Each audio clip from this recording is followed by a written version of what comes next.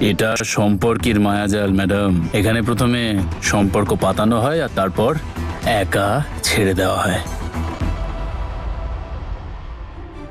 তোমাকে অনেক অনেক ধন্যবাদ বাবা।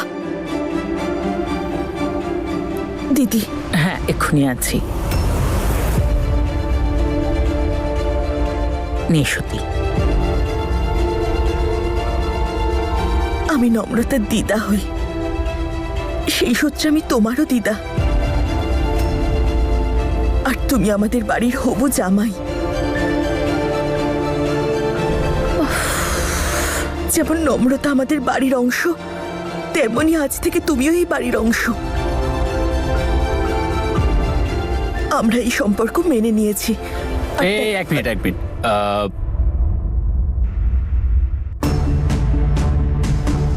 সম্পর্ক আর্ট অ্যান্ড ক্রাফট তো নয়, তাই না? যে কোথাও থেকে একটা কিছু কাটলাম, অন্য কোথাও জুড়ে দিলাম আর নতুন কিছু হয়ে গেল। আর এমনিতেও এইসব সম্পর্কে আমি বিশ্বাস করি না খুব একটা।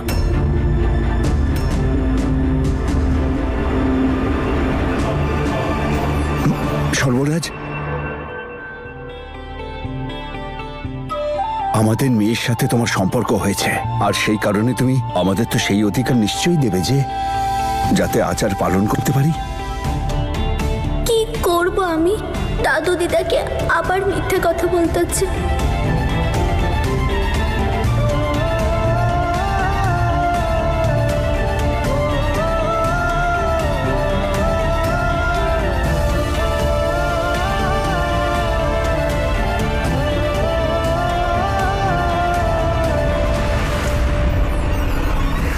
সবসময় ভালো থেকো তোমরা।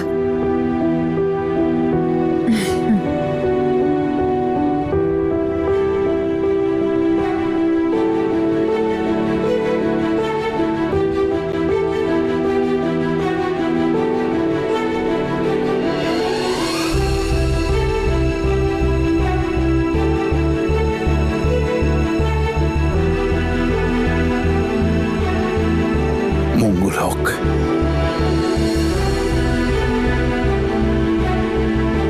তোমরা সবসময় একসঙ্গে থেকো। মিস লবণ, এবার বুঝতে পারলাম ভুলটা আসলে তোমার একার নয়। এই সম্পর্ক বাঁধানোর প্রবলেমটা তোমাদের বংশগত। তুমি সম্পর্ক পালন করো, আমি চললাম।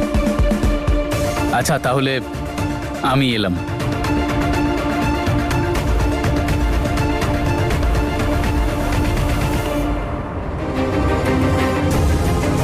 সমস্যাটাকে আমাদের বাড়িতে ছেড়ে দিয়ে যাচ্ছে কেন? এ আবার হিয়া আর ঈশানের জীবনে কোনো না কোনো সমস্যা তৈরি করবে। আজ আমার সমস্ত প্রশ্নের উত্তর চাই নম্রতা।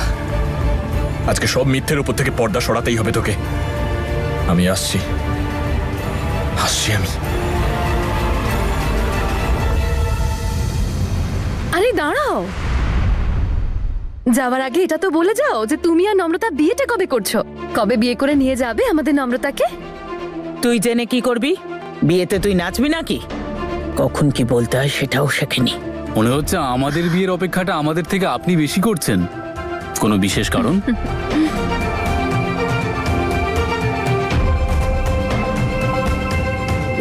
এক মিনিট ইনি তো একদম ওই ওনার মতো দেখতে। ওই যে কি যেন, আমার শালি কি যেন নাম? হিয়া। হ্যাঁ হিয়া। আপনি হিয়ার যমজ বোন? না, মা আমি ওর। হ্যাঁ, ওকে, তাহলে তো আপনি আমার নতুন মায়ের মা। কারেক্ট, মানে আমার দিদা। Excuse me? না, ইটস ওকে। নম্রতা তো এটাই বলেছিল আমাকে যে আমার নতুন মা আর হিয়া ওরা দুই বোন। তো আপনি যদি আমার নতুন মায়ের মা হন তাহলে আমার দিদাই তো হলেন। হ্যাঁ, নূরেরও মা আমি, ও আমারই মেয়ে। কি বলেছিলাম আমি তোমাকে? বলেছিলাম না আমার বইয়ের জন্য জবরদস্ত মাল মশলা পাচ্ছি আমি এখানে। আমি তোমাকে এক্ষুনি বলছি প্রত্যেকটা এডিশন বেস্ট সেলার হবে। আর যদি সিনেমা হয় তাহলে ফিল্ম তো ব্লকবাস্টার হিট বস। এক বোন আমার বউ, দ্বিতীয় বোন আমার বৌদি প্লাস শালি, আর তৃতীয় বোন মা।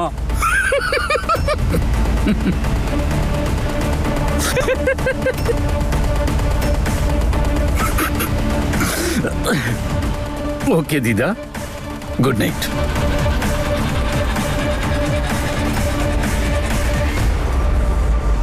কোথাও মুখ দেখাতে পারবো না আর। এদের জন্য নাক কাটা গেল। আজ জামাই হাসছে, কাল সমস্ত গ্রামের লোক হাসবে।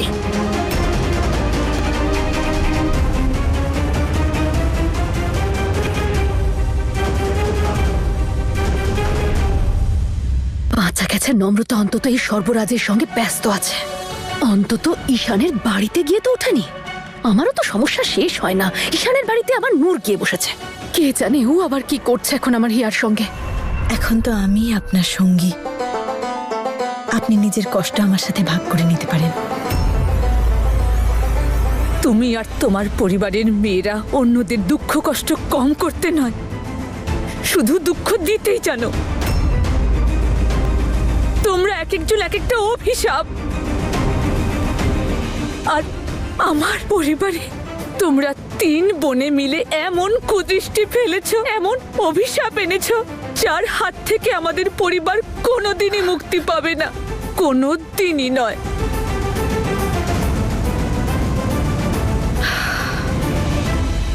এত চিন্তা করবেন না সুইট চা। এই 2 বোনের অভিশাপ আমি আপনার জীবন থেকে চিরকালের জন্য মুছে ফেলব। কিন্তু হ্যাঁ, সব সময় এটাই চেষ্টা করব যে এই বাড়িতে শুধু আমি রাজত্ব করব। কি বলেন ভাসুর মশাই?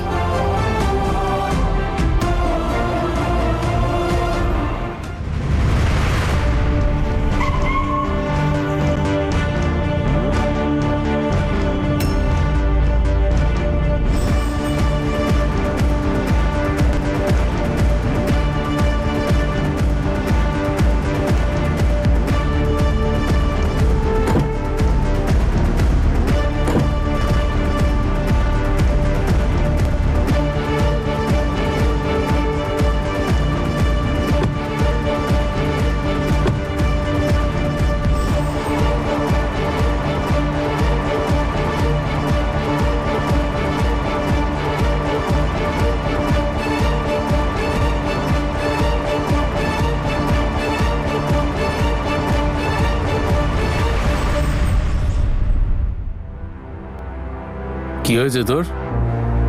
এত রাতে এভাবে কোথায় ঘুরে বেড়াচ্ছিস? আর তুমি কোথায় বেরিয়েছো দাদা, আমার জীবনে ঝড় তুলে দিয়ে? তুই আমাকে ছোটবেলা থেকে চিনিস, তাই না?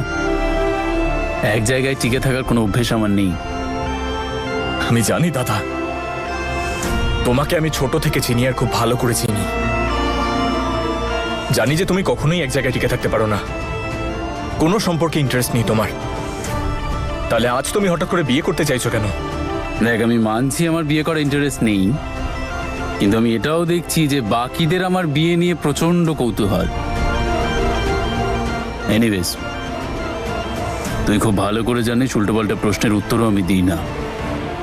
যা বাড়ি যা, গুড নাইট।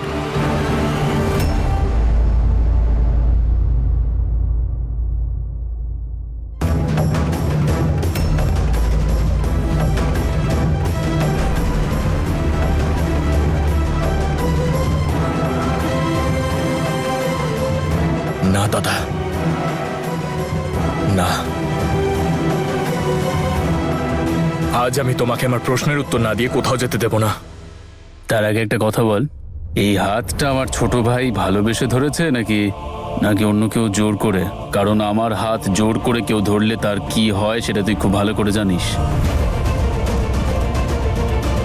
আমি সেই পরিণামটাও জানি আর তোমাকেও চিনি, তাই আজ এই হাত তোমার ছোট ভাই ধরেছে। আজকে যদি আমার সমস্ত প্রশ্নের উত্তর তুমি না দাও, আমি শান্তিতে বাঁচতে পারবো না। আমি তোমার কাছে হাত জোড় করছি, তোমার কাছে রিকোয়েস্ট করছি যে প্লিজ প্লিজ আমার প্রশ্নের উত্তরগুলো দাও। তুই আমার ছোট ভাই তো, তাহলে বড় ভাই হয়ে আমি তোকে একটা অ্যাডভাইস দিই আজকে, সবসময় মনে রাখবি। ভালোবাসা তোমাকে আপন করুক বা প্রত্যাখ্যান করুক, সেই রাতায় আর ভুল করতেও যেও না, কারণ ওখানে শুধুই অন্ধকার, কিচ্ছু খুঁজে পাওয়া যায় না।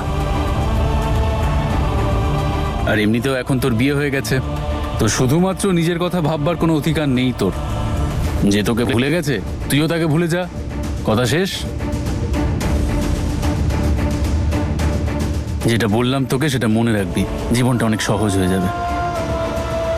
Good night.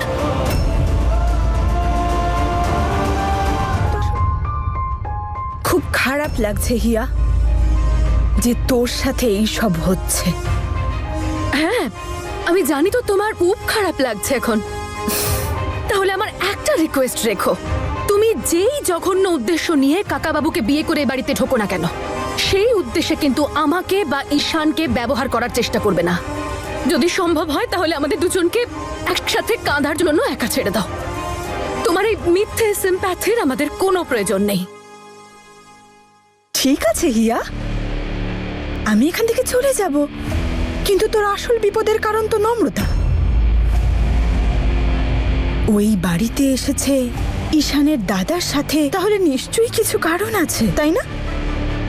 এমনি এমনি তো আসবে না। আর যদি তোর এটা কোইন্সিডেন্স বলে মনে হয়, তাহলে ভাই সত্যি হ্যাটস অফ তোর ইনোসেন্সকে। ঈশান ঠিক যতটুকু তোর সাথে এগিয়েছিল, এখন ঠিক ততটাই পিছন দিকে যাবে, বা কে বলতে পারে হয়তো তার চেয়েও বেশি। আরে নম্রতা ওর প্রথম ভালোবাসা। আজ ঈশান নম্রতাকে দেখে নিজেকে আটকাতে পারল না, আর ভবিষ্যতেও নিজেকে ও আটকে রাখতে পারবে না।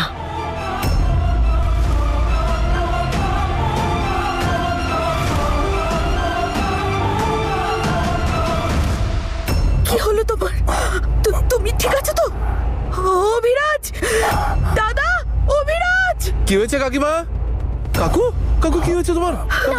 কাকু, কাকু, জানি না, ভালোই তো ছিল, হঠাৎ করে কেমন পড়ে গেল। আমি এক্ষুনি ডাক্তারকে কল করছি। না না না না বাবা, না, তেমন কিছু হয়নি। আমার আমার আমার তেমন কিছু হয়নি, আমি ঠিক হয়ে যাব। কাউকে কাউকে ডাকতে হবে না বাবা, ডাক্তারকে ডাকতে হবে না রে। আসলে আমার এইসব ঘটনায় খুব কষ্ট হচ্ছে। এমন কথা বলো না গো, বলো না। আমি তোমাকে ঘুমের ওষুধ দিচ্ছি, একটু ঘুমোলে হয়তো তোমার শরীরটা ঠিক হতে পারে। দাঁড়া দেখি। হ্যাঁ, সেটাই ঠিক হবে। একটু ঘুমোলে অন্তত এই কথাগুলো তোর মাথায় আসবে না। ওই অসভ্য নূর তো আমাদের শেষ করে দিল পুরো। ওঠো, ওঠো, ওষুধটা দে।